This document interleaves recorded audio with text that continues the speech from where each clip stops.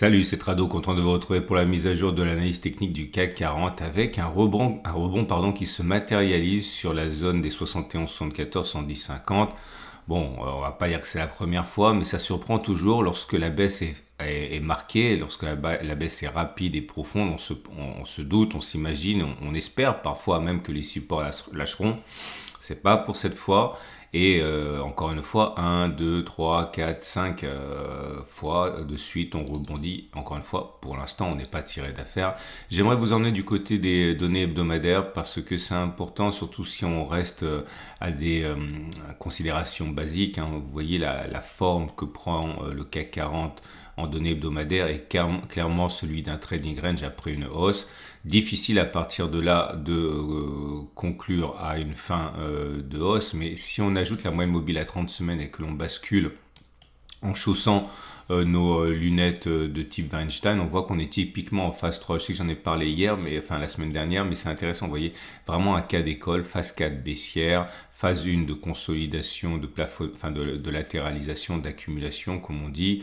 Initiation de la phase 2, au-dessus de la moyenne mobile à 30 semaines qui monte. Et là, maintenant, on se love autour de la moyenne mobile à 30 semaines. C'est une claire phase 3 de Weinstein. Et attention, il y a beaucoup de croyances par rapport à cette phase 3, puisque il est vrai que toutes les phases 4 sont passées par une phase 3 préalablement, mais toutes les phases 3 ne débouchent pas sur des phases 4. On peut très bien envisager, je l'ai déjà dit, après une phase 3, d'avoir finalement une reprise de la hausse, parce que quand on y pense, on peut voir la phase 3 comme la partie horizontale d'un drapeau, et on sait que les drapeaux continuent par le haut par la suite. On ne peut pas savoir pour l'instant. Il faut absolument garder à l'esprit que le juge de paix, c'est cette espèce de canal de latéralisation. Une cassure des bas entraînerait une phase 4 potentiellement, et une cassure par le haut réactiverait la phase 2. J'aimerais vous emmener aussi, et là je digresse un petit peu, mais c'est important d'avoir une vision large sur l'ETF Monde. Pourquoi ? Tout simplement parce que le CAC 40 est suiveur. Et à partir de là, si l'ETF Monde repart vers le haut, eh bien on a peu de chances d'avoir le CAC 40 partir vers le bas. Je vous montre le plus connu, un des plus connus en France, c'est la Mundi MC World. Et donc voilà où on en est. On est tout en haut de la partie haute ici, et on n'a pas réussi à clôturer au-dessus, mais il est tout à fait plausible que l'on reparte de l'avant, surtout que sur cet ETF Monde, on n'a pas du tout basculé en phase 3. Vous voyez, on est au-dessus de la moyenne mobile à 30 semaines qui demeure préservée. La dernière fois que ça s'est produit, c'était là. Voilà, alors regardez. Donc phase 2, ainsi. Latéralisation, boum, phase 4 assez limitée dans le temps, puisque ça a été là en 2022. Après, ça a été larvé, on n'est pas repassé en phase 2, mais en tout cas, on comprendra bien que pour l'instant, on peut même pas parler de plafonnement de phase 3 de Weinstein sur l'ETF Monde. Je reviens sur d'ailleurs, regardez, on est sur les plus hauts historiques. Bon, peu de choses près, les plus hauts historiques, ils étaient là en clôture, c'est-à-dire même pas 1% en dessous en clôture. Donc les frayeurs que l'on peut se faire sur le CAC 40 sont absentes de l'ETF Monde. C'est important de le rappeler, je pense, pour éviter des scénarios trop tranchés. Je reviens sur mes données journalières et je vais faire l'impasse sur les indicateurs techniques parce qu'on est en trading range. On sait qu'en trading range, on fait beaucoup de trades perdants parce que les indicateurs techniques envoient des signaux qui sont moins efficaces, on va dire.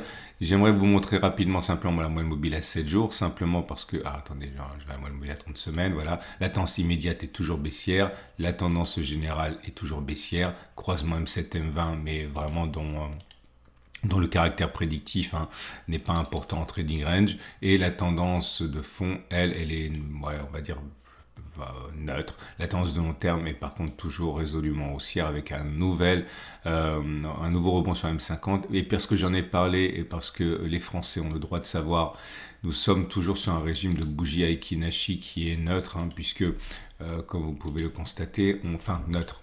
Légèrement baissier, c'est rouge, mais j'ai expliqué qu'il fallait attendre la première bougie verte Aiki Nashi pour faire le pari de la hausse. Regardez les vidéos de la semaine dernière, on n'y est pas. Donc pour l'instant, c'est simplement une rémission, une respiration dans la baisse, même si on a le droit d'être optimiste au regard de ce qui s'est passé dernière fois. J'aimerais aujourd'hui vous parler de quelque chose pour vous montrer franchement que le trading ne réside pas dans la complexité. Il faut à la limite plus d'originalité, plus de créativité que d'intelligence ou de complexité. Alors, on va tester la stratégie suivante qui consiste à acheter. Enfin, c'est plus de l'analyse technique que du trading. Là, on regarde simplement les scénarios. Je veux une bougie rouge et deux bougies vertes. Donc, la séquence rouge, vert, vert. Je veux que la bougie verte, ok, clôture au-dessus de la bougie rouge. Ok, comme c'est le cas ici.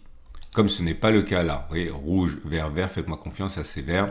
La verte ne clôture pas au-dessus du corps de la bougie rouge, donc c'est pas bon. Je veux rouge, vert, vert et je veux que la bougie 3 soit plus haute que la bougie 2 en clôture et également plus haut que la bougie 1. Enfin non, je répète parce que ça va être difficile. Je veux rouge, vert, vert. Je veux que la bougie 3 clôture au-dessus de la bougie 2 et je veux que la bougie 3 ait un clôture plus haut que le corps de la bougie rouge. Ok, comme ça. Réécoutez la vidéo si c'est compliqué parce que ça l'est, mais vous allez voir, c'est beaucoup plus simple qu'il n'y paraît. Et j'ai regardé deux choses. Un, est-il plausible que l'on clôture plus haut que la bougie 2, ok, avant de passer plus bas que les plus bas des bougies vertes. Donc clairement, si je prends cet exemple, c'est 2 pouces verts parce que 1, on a inscrit un plus haut en clôture.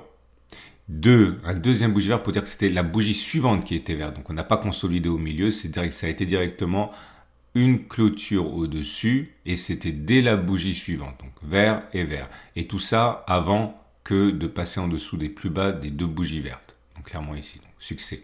Là, j'en ai pas tenu compte pour les raisons que j'ai évoquées. Là encore un succès. J'ai ma séquence rouge, vert, vert. Il fallait pas passer en dessous du plus bas des bougies vertes. C'était ici. Ok. Et c'est un succès, bon, c'est pas énorme, hein, mais c'est un succès quand même, puisque 1, on a clôturé au-dessus de la figure, ici, et ça, dès la bougie suivante. Là, c'est un double échec. Pourquoi? Parce qu'on a bien notre séquence rouge, vert, vert. La 3 clôture au-dessus de la 2. La 3 clôture au-dessus du corps de la bougie 1. Et c'est un double échec parce qu'on est passé au-dessus, mais on n'a pas clôturé au-dessus, et on est directement allé chercher le plus bas des deux bougies vertes. Pouf, ici. Donc c'est un trade perdant. Et je vous montre un dernier exemple ici. Vous voyez, rouge, vert, vert. Il ne faut pas toucher le stop de protection mis à 7106,50. Est-ce qu'on a clôturé au-dessus? Oui. Beaucoup? Oui, mais ça ne nous intéresse pas. Est-ce qu'on a fait dès la bougie suivante? Oui. Donc deux bougies vertes. Ok. Donc vous voyez, c'est pas compliqué. Alors c'est plus compliqué à expliquer en fait qu'à analyser, qu'à tester. Je fais passer les exemples. J'en ai fait pas mal parce que je voulais être sûr. Je pense que je vous ai déjà proposé ça, mais ça fait un petit moment. Mais c'est vraiment pour vous montrer que voilà, l'efficacité peut se cacher derrière vraiment des stratégies excessivement simples. Je fais passer, et ça y est, je suis monté à 45 occurrences, c'est-à-dire je suis remonté jusqu'en 2021. C'est un schéma qui se produit souvent, donc c'est intéressant. Donc c'était 2 ans. Et voilà le résultat. Peut-on, à partir de maintenant, parier sur le fait qu'on clôturera plus haut que 7243 avant de passer en dessous de 7137? La réponse c'est oui. 31 fois ça a fonctionné comme ça sur 14 échecs.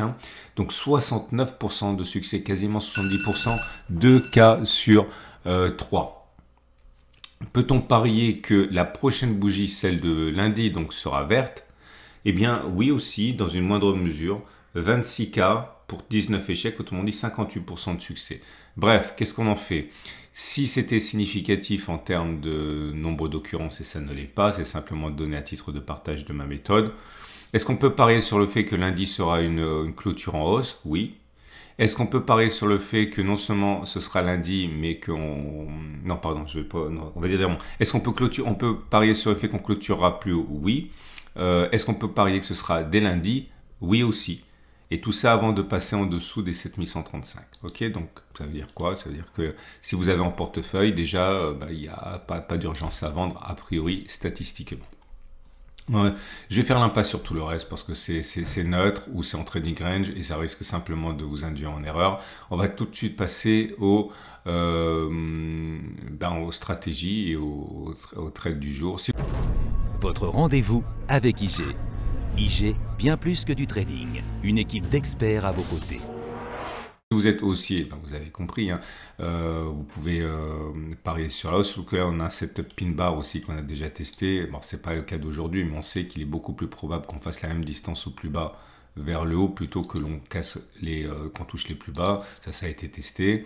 Si vous voulez trader à la baisse, vous n'avez pas forcément ici le meilleur timing. Je pense qu'il faudrait attendre que ça remonte, initier une position vendeuse pour parier sur une reprise de la baisse. Statistiquement, ça serait plus intéressant. Voilà, je vous souhaite une excellente journée. Vous avez plein de vidéos qui vous attendent. Prenez en main votre retraite avec des ETF. Vous voyez que le rebond sur les zones d'accumulation rationnelle a pour l'instant tenu ses promesses. Donc pour l'instant, sans préjuger de l'avenir, c'était une opportunité d'accumuler plutôt qu'une opportunité de paniquer. Je ne dis pas qu'on est sorti de l'auberge, je dis où on en est maintenant. Protégez votre pouvoir d'achat, mettre de l'or dans votre portefeuille pour la retraite, la transmission, c'est le format de l'or. Dès lundi matin, préparation de la semaine de trading et suivi de la stratégie crypto pour ceux qui veulent mettre 5% de leur portefeuille en Bitcoin, voilà, enfin en crypto.